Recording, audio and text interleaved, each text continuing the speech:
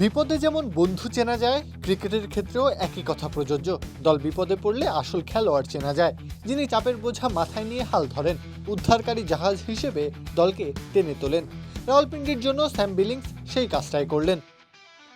নতুন দল, নতুন স্বপ্ন নিয়ে পা রেখেছিল পাকিস্তান সুপার লিগের ময়দানে, তবে কোনোভাবেই নিজেদের সক্ষমতা অনুযায়ী সফলতা পাচ্ছে না।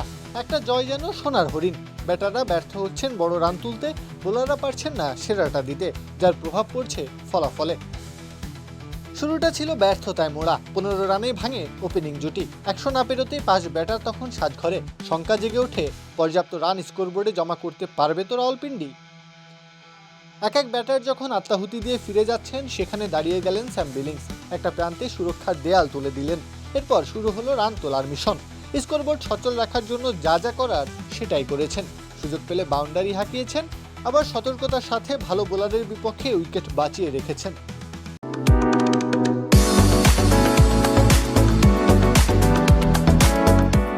নিজের ব্যাটে 50 পেরিয়েছে, তবে হার মানেননি, উইকেটটা হারাতে দেননি।